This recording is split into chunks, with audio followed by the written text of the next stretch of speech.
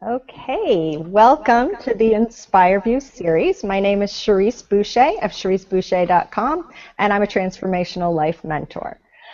I felt inspired to put this series together because I feel it's so massively important for every single person out there to incorporate something they are passionate about into their lives. When you weave something into your life that lights you up and excites you, your soul thanks you for listening. And it really reflects in your life in many different ways, like stress is reduced, relationships improve, there's better communication, and you really notice improvements in your overall well-being. The inspiring people that I'm going to introduce you to in this series are just like you. They've overcome obstacles, they've experienced life in all its aspects, and they've incorporated their passions into their lives. They'll share some insights and tips that they have found most useful to them throughout their lives that have helped them to get where they are now. And so I am thrilled that you've decided to join us on this journey to nurture the spark that feeds the fire of your passion. So today I am super excited to introduce you to a stress-less mentor, freedom creator, and transformational life and clarity coach, as well as a desire map facilitator. After working hard in a corporate sales career, this amazing woman completely burnt herself out, and I think a lot of us can relate to that. But after much exploration, growth, and discovery, she rose from the ashes by tuning into her desires and making her life and health a priority. From there, she successfully built her coaching practice alongside working a demanding full-time job, all while maintaining her sanity. Now she's on a mission to help women entrepreneurs do the same by overcoming overwhelm and finding the clarity they need to build their business and balance their life with less stress and more ease, finally achieving the freedom they desire. I'm thrilled to introduce you to Gina, founder of Gina Wellness and Gina Louise Coaching. Hi, Gina. Hi. Very excited to have you here. I'm very excited to be here too. Thank you for that introduction, and I really do love your intro. It was actually very inspiring, which I know is what you want it to be. So that was very beautiful. Thank you. All right, so let's jump right in. Right in. Share a little bit about your journey that led you to become a freedom creator and transformational clarity coach. Yeah, I know. Sometimes I never really know what to call myself because I feel like I wear a lot of different hats. So I'm sure you all can relate too. We tend to want to stick on like, well, I'm a life coach, or I'm a business coach, or I'm a health coach, and I just kind of made up my own because I think that, and probably I need to boil mine down a little bit more, but I digress. So yeah, my story, you get a little bit of a clip about it, but so stress-less mentor is one of the things that I call myself, and that is because I have been kind of a stress case my whole life. More because I was always a doer, a go-getter, a type A type personality, and always achieving, like always moving forward for that next best thing, grasping, pulling. And it's very successful because I probably never stopped. I probably always kept on going, but to the point where I let a lot of things that I really cared about kind of fall away, relationships, hobbies that I really enjoyed. I used to be an artist. And I totally didn't do art anymore. I grew up with horses, and I stopped riding horses for a while, and all these things that I loved and I kind of didn't do. And I was always really successful. So on the outside, it looked like, wow, she really has her stuff together, and she's rocking it in the corporate sales world, and she's doing this and she's doing that. And I just knew that inside I was not happy. And I think this is a story that a lot of people have, right? On the outside, it looks so perfect, right? But on the inside, you're like, why am I not happy? And I knew I needed something different. I knew that one day I wanted to start a family and not feel this way and not be on the go all the time. And I kind of suffered from burnout or adrenal fatigue or whatever you want to call it, and pretty much healed myself by just stopping and slowing down. And I went back to nutrition school. So I went to IAN, which a lot of health coaches have. And but my background is actually in nutrition. It's actually in horse nutrition and in sales. And so I had a big nutrition background already. And so I went to IAN thinking that, well, maybe this is what I want to do. Maybe I want to help people with nutrition. And then I soon got into that practice and found that people who were attracted to working with me were people who were also kind of working, traveling. I think I used to call my stuff like how to be healthy in a hurry, you know, because I was still living that life. After going to school, still working full time, health coaching, doing all that kind of stuff, and found that if the person is still really stressed out, but they were eating everything perfectly, they were doing everything right, they were exercising, they were drinking plenty of water, but they were still stressed, they were having no success whatsoever. And so that was a critical point in time when I switched my business to being a stress mentor. I actually worked with a stress coach myself for almost a year, and then started working with other people around that. And that's kind of a pivotal point in how I became a stress less mentor. And then as I was building that business alongside working, I got to the point where I felt like the community of people who are entrepreneurs and more or less coaches who are working full-time, trying to build their business with about this much time, I didn't see a community. I mean, I was to the point where a lot of my friends and colleagues were, they were maybe like yoga teachers, or they were fitness people, and so they never really had this like corporate job, and so they could work on their business anytime during the day.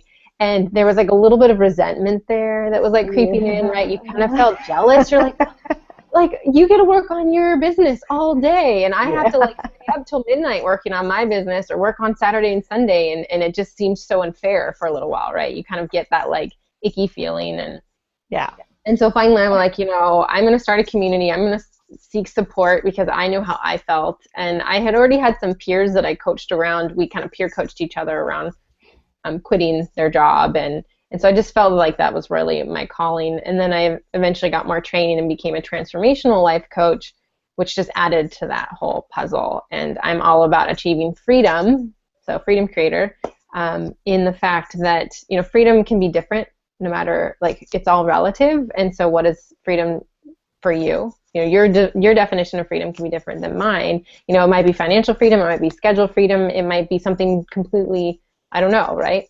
Right. And so living that, and just because maybe you don't quit your job, how can you live in a place where you do feel free and not caged in, and moving forward is kind of what I focus on. But besides what you had mentioned in my bio, I did that whole, everybody has kind of, fallen down, rise from the ashes, and taken care of themselves. It seems like everybody has that story. Yeah.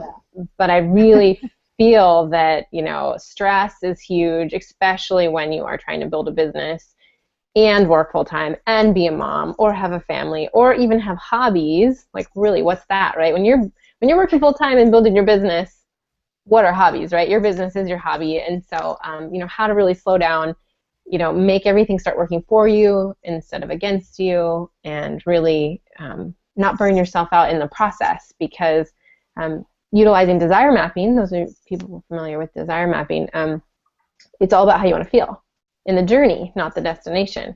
So, if your destination is to quit your job, but right now you feel like crap, well, let's have you feel really good now, so that the whole process is really feeling good. So that makes sense. Yeah. Yeah. So, I tend to talk fast, by the way. Sorry about that. I can get rambling on too. I have to be focused on not talking fast. I'm originally from California, so I blame it on that. Okay. So now you coach full time, right? Yeah, actually, I have and this is one thing that I love to share with people, because one of my big turning points was walking into my job and being prepared to quit. And I took a lot of coaching around that. That was probably my biggest thing that I had to let go of. And that's typically what I coach people around, is like that moment in time that they're ready for, because it's scary. There's a lot of fear. There's a lot of, well, what is this? Am I giving up on something? Am I not going to be successful? Am I going to lose security? Like, those were tons of fears. I mean, I cried and cried about it. And that's why I specifically hired a stress coach, because I know I needed support. And I had these huge blocks around it. It's like I could see what I wanted to be doing. I knew what I wanted to be doing, but I couldn't do it. And I had so much fear, and a lot of it was wrapped around into some, past childhood stuff, and what will my parents think, and, all this kind of stuff that I work with people now on. because it all goes into that, and like what success means to you. And, you know, quitting this amazing job that I had that I was really successful with, you know, most people would be like, oh, you're crazy.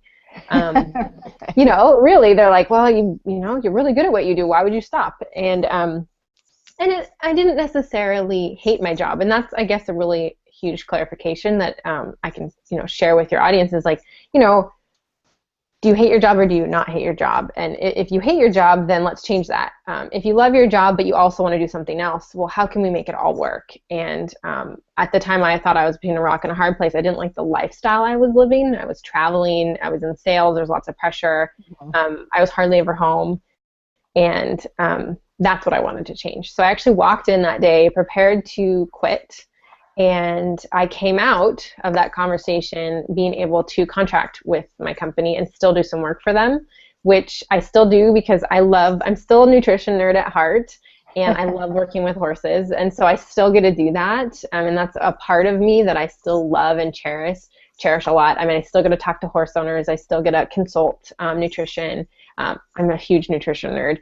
And so I love that little technical nerdy side of me that I still get to fulfill a couple hours a week, and it's a contract basis. So then I still feel that freedom in my schedule and in my life, and I can work I go to Arizona to visit family. I can work from there, and that's what I was craving. And so I like to challenge people that it's not always what you think. You can have both plus more. Like it doesn't have to be either or. Let's figure out a way that it can all work for you. So that you can really be happy. And I don't think I would change it if somebody was saying, well, what if, you know, would you quit doing all that nutrition work tomorrow if you won the lottery? I don't think I would, because I love both of the work that I contribute to the world. And I think that's kind of a cool way to look at it. Mm-hmm. Yeah, and I think it's great that you can incorporate everything. And how am I trying to say this? Like, you didn't have to give up anything to be able to do what you're doing now. You still can do it because you were passionate about doing that, obviously. So you've incorporated more than one passion into your life, and right, multifaceted, yeah.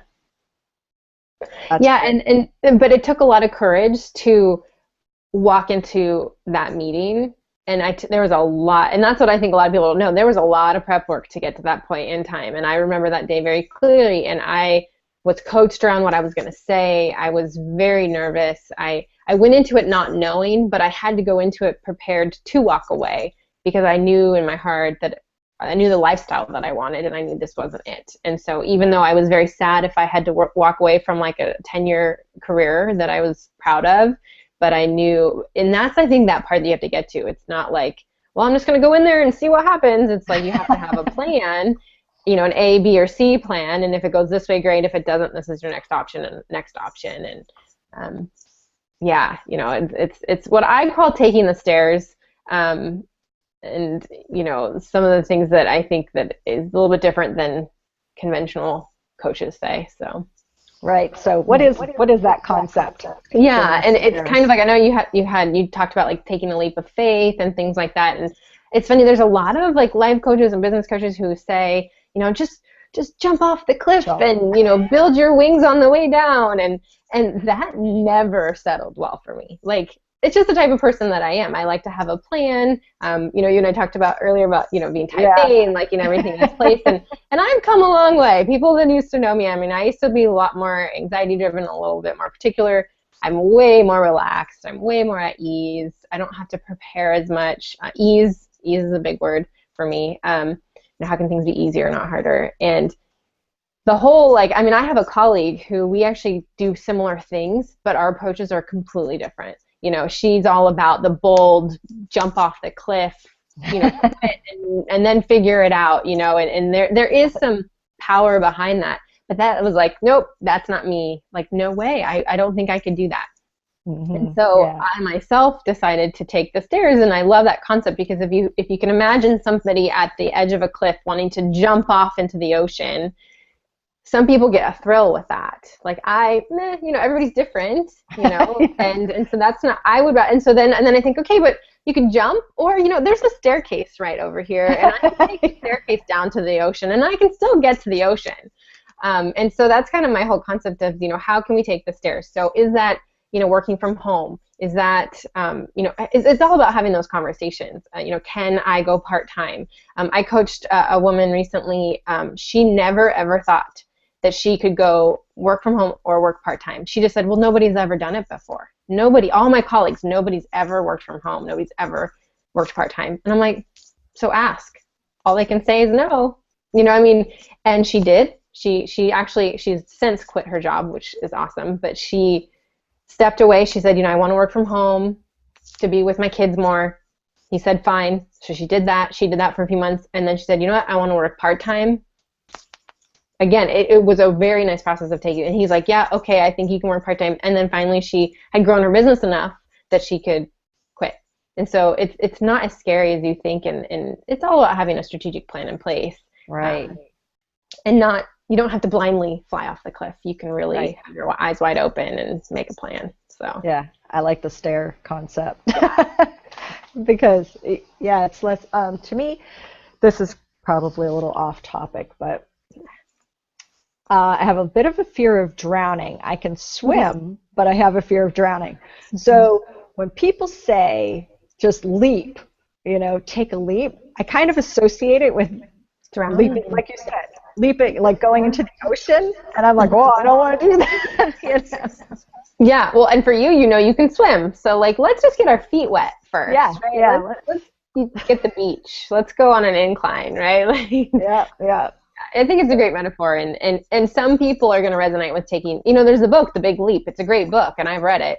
But I think, you can take everything into context, and, you can take little steps. You don't have to take big leaps. And granted, some people have taken big leaps in their life and become huge successfully because they needed that leap to drive them forward and to really be like, well, it's all or nothing.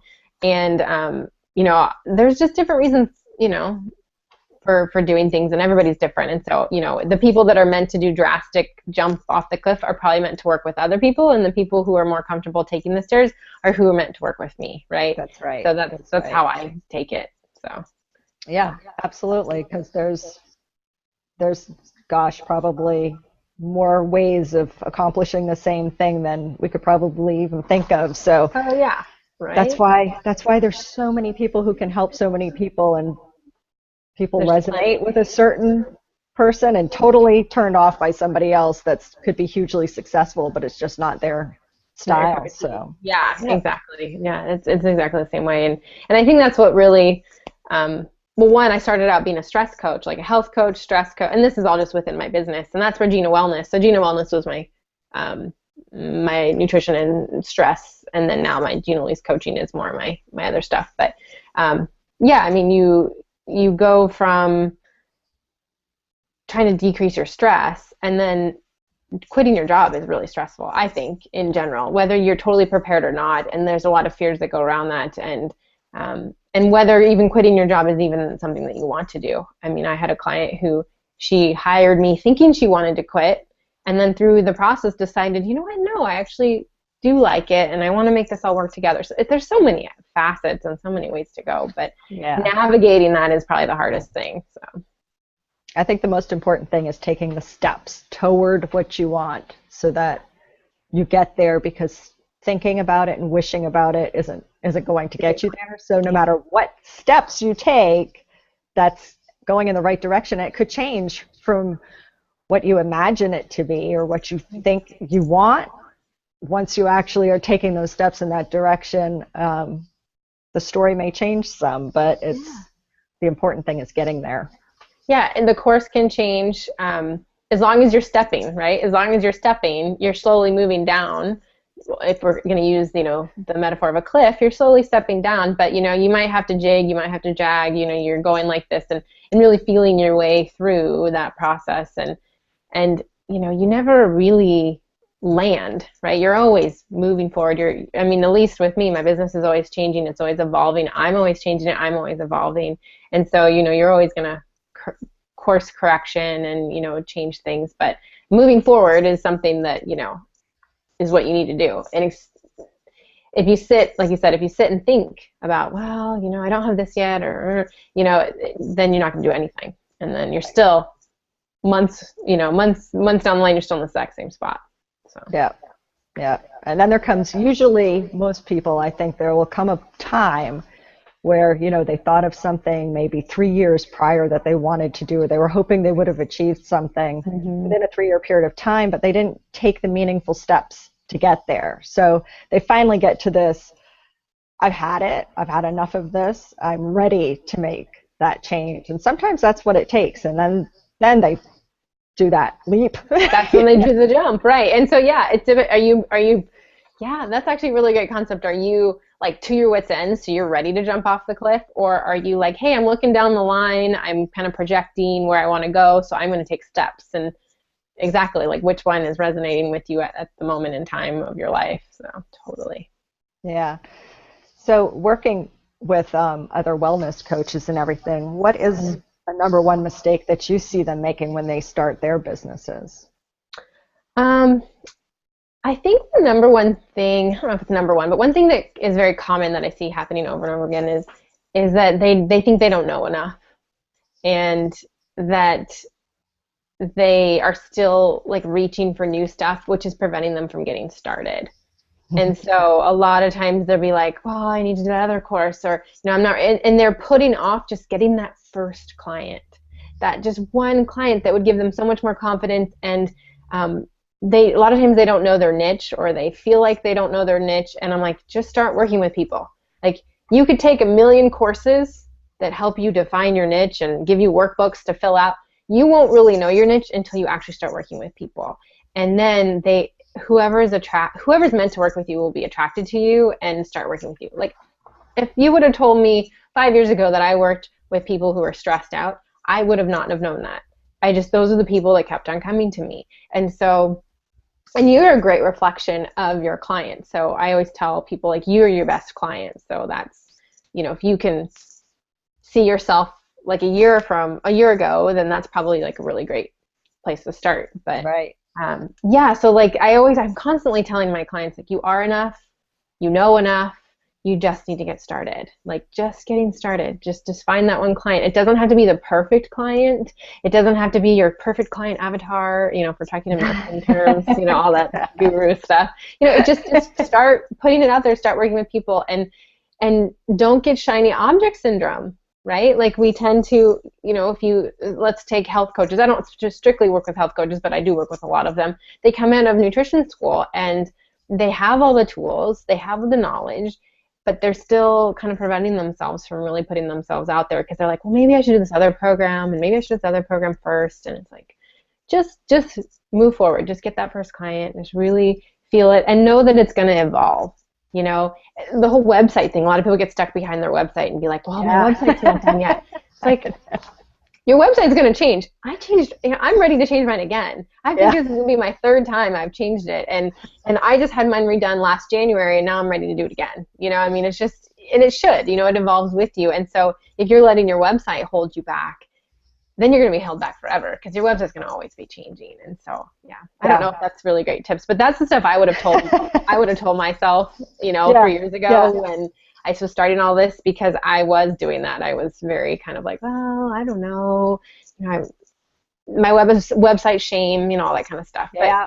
But really, if you're branching out and talking to people, making meaningful connections with people, authentic connections, being your authentic self, somebody will be drawn to you to work with you, and you don't have to have a fancy, shiny website to do that. Right. I know I used that thing for a little bit. I was playing with it, playing with the website, changing. Oh, it's not quite ready yet. It's not quite ready. And then finally, I just said, that's it. I'm just putting it out there because I can change it. And once I did it and I just put it out there, it was like kind of a relief, actually. And then realizing that, hey, yeah, I can. Like, tomorrow, I can go back in there and change something else if I want to. Like, it's not stuck that way. Right. So it really does a little step. That's like a little step like that, to take it and just do it, really propels you, and it gives you a little bit more of that empowerment to make you go to the next step even. And it does seem like a silly little thing, but I've heard a lot of people get stuck on the website. Lots of people. I mean, it's like insane how many people get stuck on the website thing. And And I know our school, IIN provides you with a website, but a lot of people are like, oh, but that's the website that everybody has, and like, you need to kind of like put that aside. I know one of my colleagues, Jessica Persini, I don't know if you know her, she does Laugh Yourself Skinny.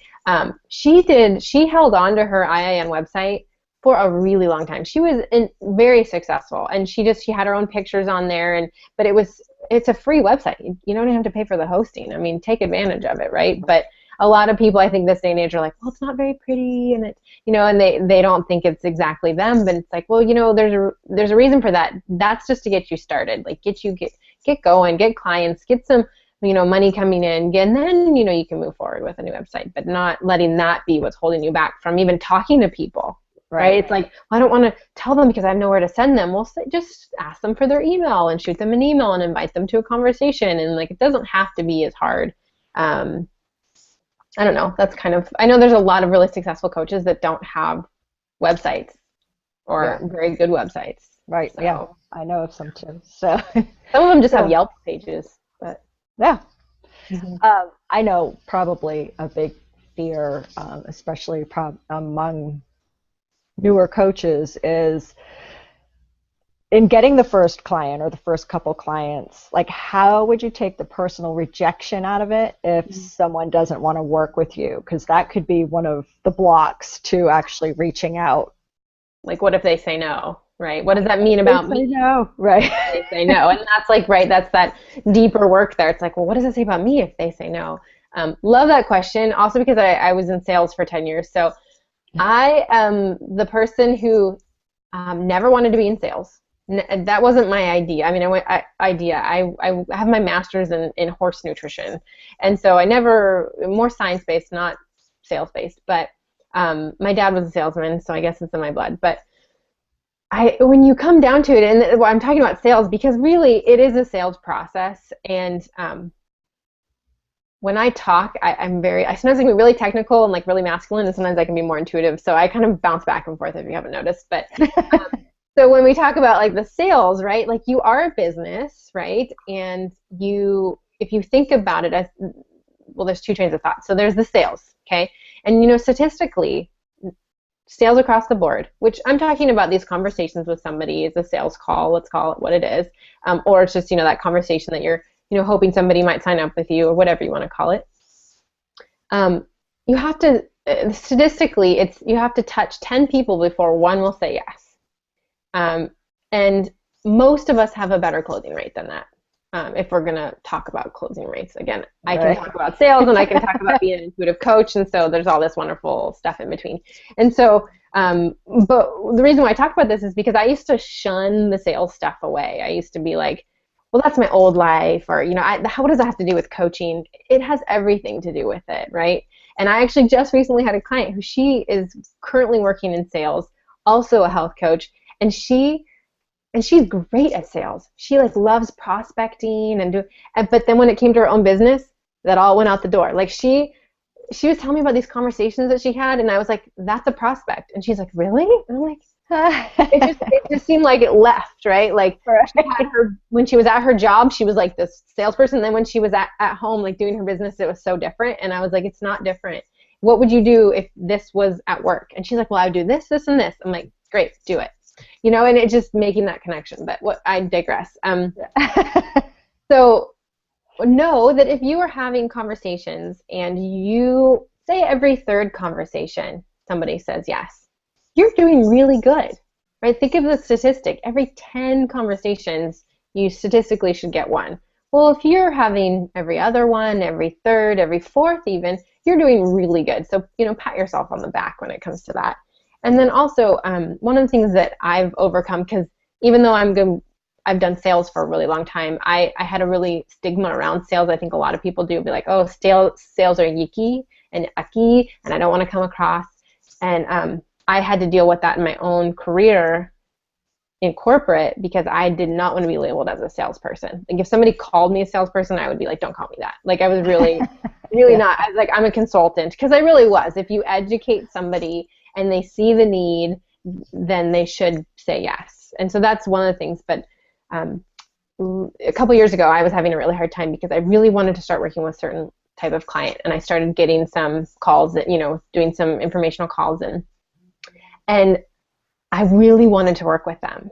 And I finally figured out, and I had like some really great calls in a row that people were like, oh, this is really interesting, but then they say yes, and then they don't follow through. They say no, after you get off the phone with them. And that was really hitting me. And I'm like, what is going on? I had like 5 in a row that were like a yes, and then a no, yes, and then a no. And I was like, huh.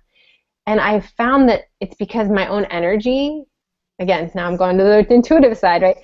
Your own energy, I was coming from more of a desperation place. I really wanted to work with these people. I thought, oh my gosh, this is my ideal client. I really want to work with you.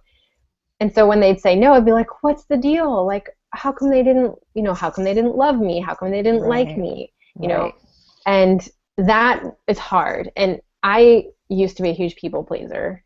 I still can kind of default to that, right? We want people to like us, but getting back and realizing that it's not about you and it's everything about them. It's wherever they are in their life, and that you are meant to work with the people who are meant to work with you. And if one person says no, they're either not in the right frame of mind, they're not ready. So even if you for some reason got them to say yes, and even though they weren't ready, they might have been a horrible client, like they don't follow through, or they don't pay you, or something happens, like they're just really difficult client. And so just almost respect that process that they said no, and that because they said no, that opens up the next spot for somebody to say yes, who's even more in line to be working with you. And I truly believe that, and that's actually a huge 180 I had to do, because I really had to kind of rock back again, kind of that rocking back and step back and allow yourself to receive clients instead of pushing and pulling so much.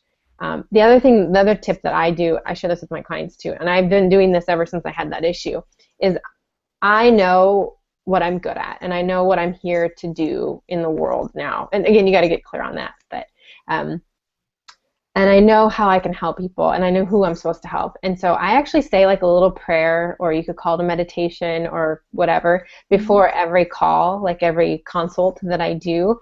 And I just say, if I'm meant to work with this person, so be it. If I'm going to be as authentic and as helpful as I can on this call with this person, if they feel they're meant to work with me, they will say yes. If not, I bid them farewell on their way and on their journey. And I just kind of center myself in that conversation so that I know right before that call, I'm just being super present with them. And if they are open to receiving that, then we're meant to work with each other. If they're not, it's okay. It's all okay. That's kind of my take on it. And sometimes a no now doesn't mean it's a no later. They may come back around, like they've gotten to a different place in their life, and the conversation has already happened. So it's still in their mind, and the seed has been planted that there's an option out there for them. So they may revisit it at another time. Oh yeah, definitely. I've learned that in both in my corporate career and in this. And it doesn't mean you can't stop in once in a while, right? And in the virtual world, it doesn't mean you can't ping them and say hi, or if you really truly feel like they were a match for you, send them an email, or hey, I know it looks like you wanted to do it on your own. Like I had some people say, well, I think I'm going to try it on my own for a while without a coach. Okay, so in 6 months, ping them again and be like, hey, how's it going on your own? Do you need any support? That kind of stuff. I mean, there's so many lovely and authentic ways to go about reconnecting with somebody, and that's where I'm almost laughing at myself right now, because there's that okay, we're talking about sales and just on paper what it is, and then there's that softer piece, right? And you almost have to have both. I really don't think you can have one or the other, because you're either so soft that you're not getting anything done, or you're getting too much done and it's really hard, and you're not really allowing God or the universe or whatever you want to say kind of work in your favor. But right, yeah. I like to tell people that because really we're sharing what we have to offer. So I like to tell people up front that I'm not tied to any outcome. We're just having a conversation, and if you have, sit with it for a while. And if you have questions about it, I'm here, and we'll we'll connect again. It's not, because I know how I feel. When you reach out to somebody, you're like, oh gosh, this is going to be like a big sales pitch or something. Right. There's that little bit of fear in there, and I like to just really be I think the people that know me know how I am, and it's not a pushy thing. It's really just kind of a conversation like this. Totally, exactly. And if they feel compelled, great. I once had a coach who was like, nope, you need to get them to say yes, and you need to get them to give you your credit card over the phone. And I'm like, I wouldn't even do that, right? Yeah. Like if I'm going to make a really big decision or a big investment, like I need to talk to my husband, and we make that decision together. And there's kind of two trains of thought. I know I've been coached around, well, you should be empowered and you should make your own decision and not check in with your husband. Okay, I get that. And some people are in they're in those reliant relationships where they feel very meek and weak and can't make decisions on their own. But if you feel very confident that, like I would be, we share a 50-50, and so we are going to talk about it. And so if I have somebody be like, well, I think you should make a decision now, doesn't matter what your husband thinks, I'm probably not going to be in alignment with them, because that's not how I am. And I actually had a little bit of a discomfort with a coach that was coaching me around that. It's like, actually, I respect somebody who wants to do that.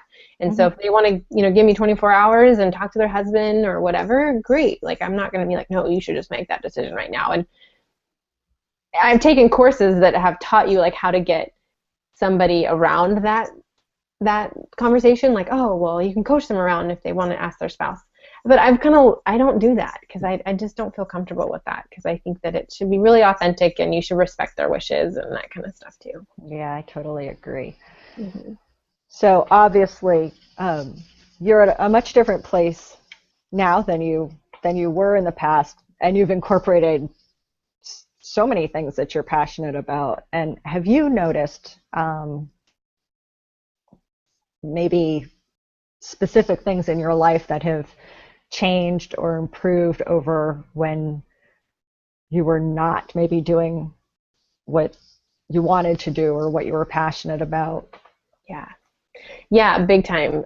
Even just like, I think I mentioned, I was preparing for this, like this type of, conversation, or whether I'm giving talks. I do a lot of public speaking, both careers of mine. And I used to be very anal and like prepared and almost memorize word for word what I was going to say. And I feel way more relaxed than what I used to be. And I used to be a stress case, like I mentioned. And so being prepared for things, I'm not worried as much as I used to be. I kind of let things flow, let things happen and unfold the way they're supposed to.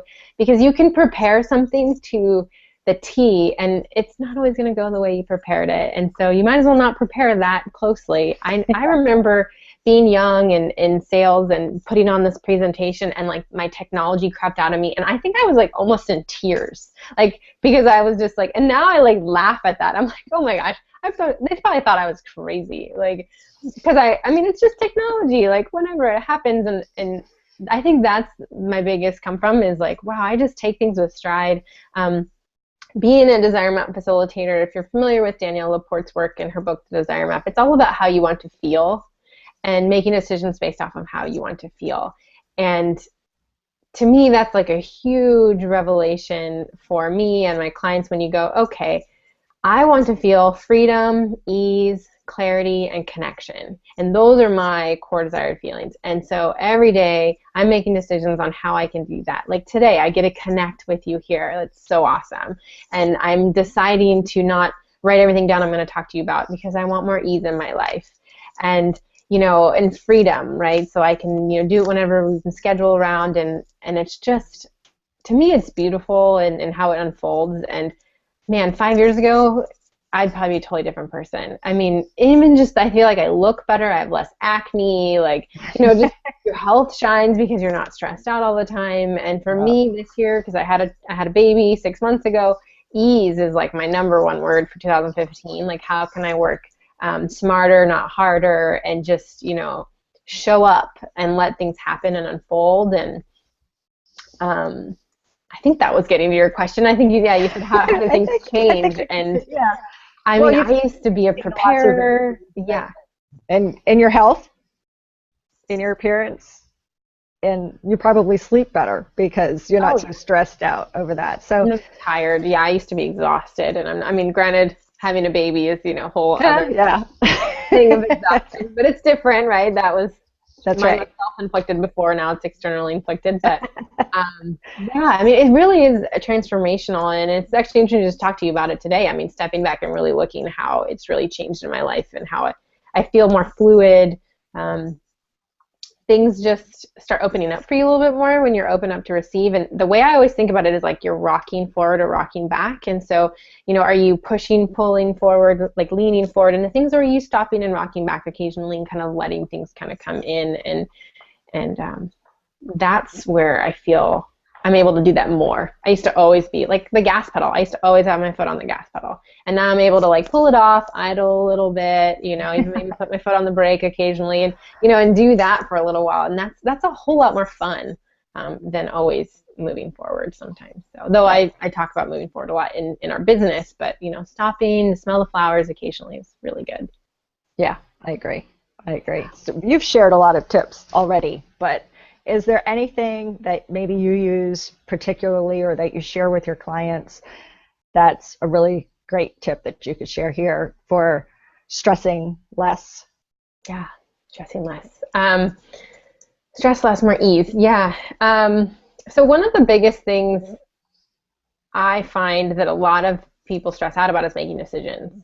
And it's usually what people need coaching around, right? It's like, oh, do I do this or do I do that? And they're like, I don't know which one. And I just wrote a blog about this, right? Because we were talking about that, about how to go inside and like, this is a tool. So you actually go inside and feel inside your body how to make a decision. And it's, going with your gut, if you want to call it. And it's really just, if you have two situations and you don't know which one to choose, you go through them in your head and you kind of close your eyes and you feel inside. And does it feel expansive or does it feel constrictive? And both are actually can be fear related. So there can be fear present in both situations. And because I feel like this is fear, stress, all of that's all blended together. And so usually we have stress because we're afraid of something. Right. So making that decision, so if you're like, okay, I'm going to go over it in my head. Okay, this is what, I'm going to take a deep breath. If it feels expansive, like fear, but exciting fear, one of my mentors used to say fear is excitement on pause. So they're very similar. Just one holds you back and one propels you forward. So which one is it going to be? And then, or if you like go through that situation in your head and you feel, scary, icky, like just very tight in your body, then it's probably something you should maybe not do. Now, granted, we talked about jumping off a cliff and all that kind of stuff. So depends on what your cup of tea is, but it's worked really good for me and my clients. I go through that exercise with them, and it helps if you have somebody verbalize your decisions so that you can just sit and listen and really tune into your body. But that's a really good one. There's tons of stress tips that I could go on and on and on, but I feel like that one's really easy because it helps you move forward. Again, moving forward in right. Decision, taking that next step. And of course, if you want to do that route of like having somebody speak it to you so you can really just focus on listening to the two decisions, they could record themselves saying those two choices and play it back. Totally. I didn't even think about that. Thank you for that. Yeah, easily. We have our iPhones and phones now to record it, play it back, and you can just sit with your eyes closed and listen to that process. And it's just, it's all about tuning into your body, and your body's trying to tell you something. And again, I go back and forth between like masculine and feminine, and that's just a way to tune into that. And again, it helps you to breathe and slow down and, that kind of thing. But your body really wants to tell you. And like I said, fear is present in both situations. Starting your own business can be scary. Quitting your job can be scary. They both are fear. One of them might be more expansive. One of them might be constrictive. But they actually, you might think that quitting your job is constrictive and starting your job is expansive, or starting your business, but they could actually be flipped too, depending on who you are. So Right. I think that's a great exercise to try because you really do feel it. If you're quiet and you just sit and just focus on your body when you're thinking of those things, you really can feel that expansive or constriction feeling. Mm-hmm. Yeah. So I know that you have a couple free gifts for people who are watching or listening to this. Mm-hmm. So do you want to share that? Yes, definitely. So my free gift, I almost, like I was telling you, I almost was going to make a brand new one just for this, but again, I'm all at ease. So my free gift is actually pretty cool. It's more that masculine side. So I'm actually offering two things, the masculine and the feminine. And so we have my guide to nailing priorities, blasting through your to-dos, and organizing with ease. So that's my basic little check sheet. It also has a lot of questions to run yourself through on like how to move forward, kind of get your priorities done. Again, that masculine side of just how to move forward, like how to get stuff done with very small amount of time in your day when you are, if you're an entrepreneur that is also working another job. And that's just a quick little dirty how-to PDF that you can grab.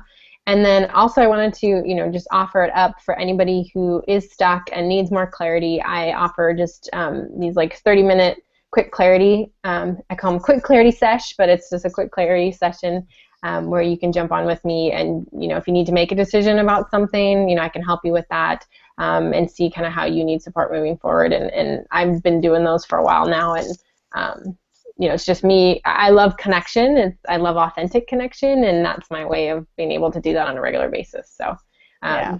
I think I gave you the link, but I can give you it again. So. Yes, and everyone can actually find it at on my website at cheriseboucher.com/thepassionbase. So everybody who's already signed up for this series has access to that.